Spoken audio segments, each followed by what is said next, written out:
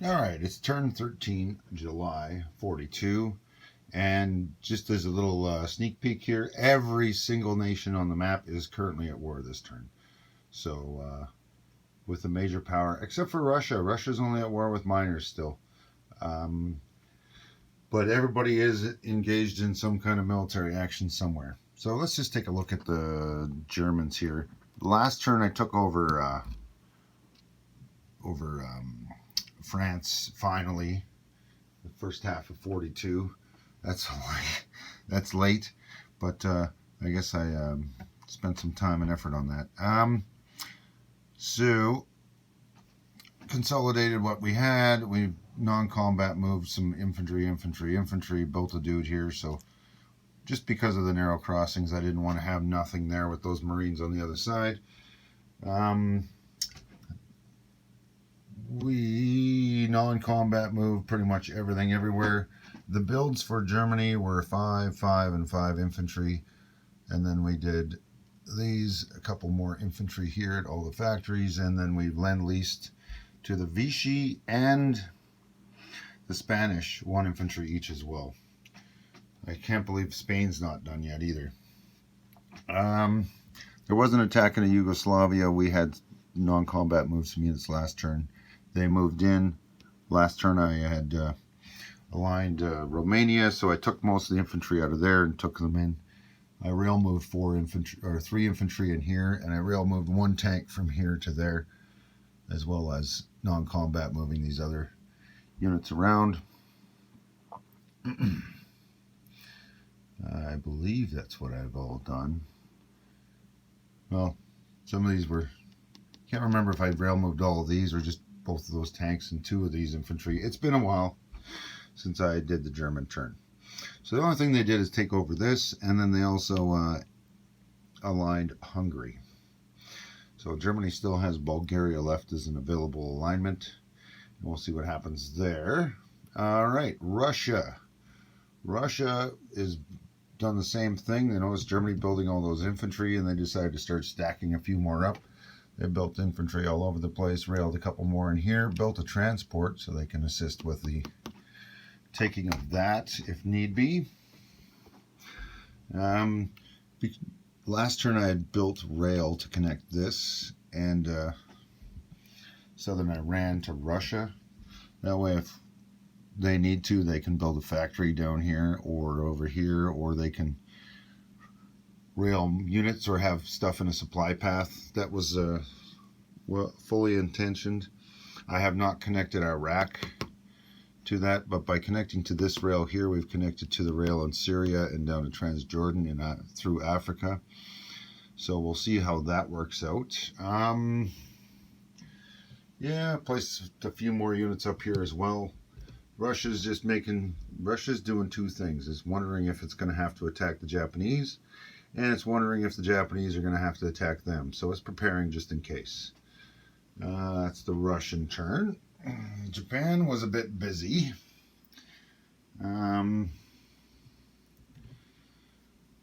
Japan built these 3 destroyers, 2 elite marines, a carrier, and the tactical. They non-combat moved the fighter in there to get picked up when the carrier got built and placed.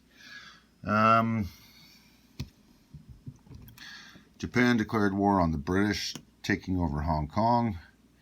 That's where that fighter ended up coming from, as a conflict down there. Japan tried a convoy here, totally failed. Advanced anti-submarine warfare and radar has pretty much negated subs. Subs are rolling at a -1 with no escorts in the zone against the British. They attempted a landing here. The elite infantry and was unsuccessful, so the aircraft's flown back to here. Or no, actually that aircraft ended up landing on this carrier. That big fleet I used to have in right next to Sumatra. This is all that remains. I was looking at it going and decided before these guys sneak out of the way, I'm going to take this, take Hong Kong, eliminate any fears that I'm going to lose anything in China, and move on from that. So we took this out. We still had a battle cruiser and 2 cruisers left. And then the British decided to come in here and counterattack these to eliminate the 3 cruisers. They still had a light cruiser remaining, and the fighter landed back on the light carrier over there. So the Italians on their turn came in here and sniped that when they sniped this. The sub had a sneak attack, and there we go. What else happened here? I'm kind of skipping the French, but they didn't really have much going on. The Italians came down with a stack of 6 Marines. They have 1 survivor.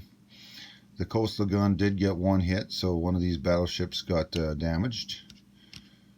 If they can hold on to this, they are parked at a dockyard, so they will repair the damage. But I don't know if they're going to hold on to this. Because on the British turn, as a result of the Japanese attack, the British took a transport with 2 infantry here and this little fleet here. And at the same time, they moved this fleet down and 1 transport with 2 infantry. Since that point, the British also reinforced the fleet that was here with this stuff from Canada here. And now I have 4 units that are in range to go. And because Japan was at war with Britain's controlled minor of the Netherlands, they used a transport in this zone here to move 2 extra infantry into the Netherlands and make it a little bit harder for the Germans to take it over. Possibly a good place to counterattack from if they hold it, and they've managed to capture a coastal defense ship, destroyer and torpedo boat destroyer to the deal from the Dutch. Well, not capture, but align. So they're making $3 from the Dutch because they got $1 down here, and then 2 from there. I don't suspect the 2 in Europe is going to last too long. Let's see what else happened here. There was a couple of little battles in here. Nothing. I don't think anything was taken. The Germans just lend-leased a guy up here to block this one from moving out on its turn. Both sides failed the recruitment roll. The Germans lend-leased 1 there, and the Russians lend-leased 1 there. So we'll see what happens. Vichy got lend-leased an infantry from the Germans. They used their fleet here, which has a transport, and they scooped up these 2 guys from Southern France and took $2 away from the Free French. So the Free French are down to $2. They have Syria with a militia, and down here they've been lend-leased 2 infantry by the they were lend-leased 2 infantry by the British over the last 2 turns. The Americans lend-leased them this minor factory, since on the French turn they built a major port upgrade from a minor. They've moved their fleet of 2 destroyers and a sub down to here for now, just in case the French the Vichy get a little bit excitable. So we'll see what happens there. So yeah, the Japanese took away Aden as a $2 bonus to the FEC, and they took away Hong Kong because that's a bonus for Japan. No, this guy's not there anymore. That's a bonus $1 for Japan. So Japan's getting a bonus from, I think, 5 of these along the coast here, including Hong Kong. They also get a extra bonus for Borneo and Sumatra of 2 each. So they're finally starting to get some income, and we'll see what happens there. Alright, so that was the main gist of things. These guys have done a bunch of consolidation.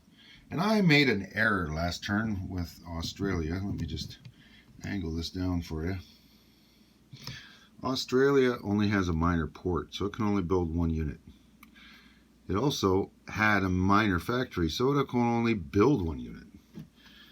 I inappropriately built 2 submarines last turn. I only had the capacity to build 1 unit period in my minor factory, and that unit got the parts for that unit got railed to the shipyard, so I could only place one naval unit that turn. So this turn I've upgraded it to a medium, so I can build 3 units, and I can build 2 land units and one sea unit at the same time. I can upgrade the shipyard because Australia has its own home country. I may do that because I don't have any movement bonus from this sea zone either, so that would be nice. I did build a light carrier this turn again, the quick way, with improved construction, just to be able to beef this up a little bit, because I needed something to do. Because the Japanese, they did lose quite a bit of fleet here. I think they lost like 8 or 9 ships. They still have a half decent fleet over here. They got quite a scattering of destroyers in here. That's a Russian sub, by the way. And they got a half decent collection of Navy up here yet. Looks like they're going to have to start building some more Navy, although this Australian sub and this FEC sub failed at the convoy, but it tried. And the Americans decided, well, since you attacked Great Britain, and they had 5 D12 they needed to roll, plus their 6th one for the turn, they needed less than 20, so they got it. Very easily. So there they go. They came in here and they took the Marshall Islands away from the Japanese and traded $1 there. So the Americans actually made $76 and their income's at $64. So that's the big gist of things. So let's jump over here to tech. And there we go. So on the tech front, I can't recall exactly what's moved forward. I think this got moved forward. Maybe the heavy bombers did. I'm not sure. The Russians and the Americans are rolling for all these ones that give them victory points. Strangely, I just threw this in there because I had a couple that I was in the early stages of the game where I didn't know what to roll, and I've been working the attack transports forward for some reason. Because maybe I can't seem to get heavy armor or advanced submarines every time I've rolled for them. Weird thing, right? So currently Germany and Italy are both making wartime income. As a result, Italy has $21 this turn instead of their average of 10 the last few turns here. So let's take a peek at this. The French, the Vichy went up 2 to 5. That meant the French went down from 4 to 3. Now the Netherlands is aligned. The British get this money to spend in either this economy, or this economy, or split up one each. Doesn't matter, it's their choice. Australia is untouched. It still has its bonus for now. FEC lost its bonus and it lost Hong Kong for 2. Italy went up 1. It's probably not going to keep it in Nubia. As a result, these guys went down 1. Japan's up to 44. They only gained 2 last turn, but they do now get to have their wartime bonuses, so that was a big jump. Germany's jumped up to 46 with the annexation or alignment of Hungary and the takeover of Yugoslavia for a gain of 5. Russia's still at 57, but they've marshaled their forces on the edge of Istanbul there, so they should be able to take that. And the Americans fully into the war, fully engaged, and there we go. So the Americans did build mostly. I'm just going to show you what they built here, because why not? This turn I went with a factory upgrade on this side so that I could place 5 land units right in San Francisco at the port here. And I may upgrade this other factory in southwestern United States if I decide I wanted to start pumping 10 units out of turn here for my transports to pick up. This is basically the fleet I started with, except for the fighter. or this here. And I'm using the airbase rule where you can reinforce bases captured. So this plane has actually landed at the airbase there when it got involved in the fight as a non-combat landing. All right, and they built 10 infantry. Oh, they built 10 infantry over here, I believe. Yeah, they built a handful of infantry and moved everything up into the sea zone here so that it's faster access to across the water. It may be worth it to start attacking the Germans, but I also want to attack the Japanese. America's a hard one to play because you got to focus on both sides of the map, and if you put too much focus on one side, you're not putting enough focus on the other side.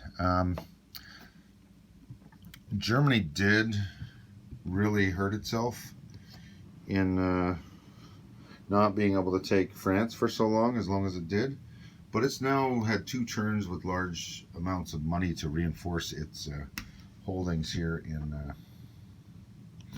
in Europe. And as a result, the British don't have a lot of stuff either. The only real stacks that Britain has, it built a bunch of infantry this turn mainly, by the way. It's got a couple infantry over here. It's got a stack of 4, a stack of 3, a stack of 2, and 4 Marines. 4 dudes over there. Nothing in Gibraltar anymore. And over here, it's got a couple of stacks. It's got a stack of 3 down here. It's been kind of starting to build up here. It was starting to reinforce that in anticipation of Russia or Italy, but then the Japanese swooped in and took out the transport and the fleet that was escorting it, plus the one that was sub-hunting but no longer needs to. So they got a bit of a force in here. They got 6 infantry. That's all they really have besides I built a couple of light carriers for them through the game and a couple of aircraft, but that's really all they've increased, because they spent so much money and time and energy defending France that they've kind of handcuffed themselves. And Germany's now making $46, plus it's making $5 off the Vichy, plus it's making $5 off the pact with Russia still, and it's making $6 in bonuses, I think. And it's got wartime economy, so it's sitting up there. It's not quite making the same as the Americans, but it's pretty darn close. It's actually making more money than Russia, so it's scary. And with these annexations, it's picking up a lot of extra units as well, so we'll see. So that is the turn, the conclusion of July 42, turn number 13. You don't really care to be at there. Watch me use a marker sideways on a board isn't really exciting. So yeah, 13 is completed. I'll see you again next turn. It'll be January 1943, and that will be turn number 14. I have no idea what's going to happen next. Every time I play as the next guy, I just assume that, okay, look, stand there, look at the board, see what's going on. If you were Germany, what's the best thing to do? Okay, Germany's done. Now, I'm Russia. Germany did all this stuff. Is there a way to exploit it? So, it's difficult to do that, but you can. It just, sometimes it's funny how you're like, oh man, I made a horrible mistake. And then you capitalize on it. Anyway, enjoy.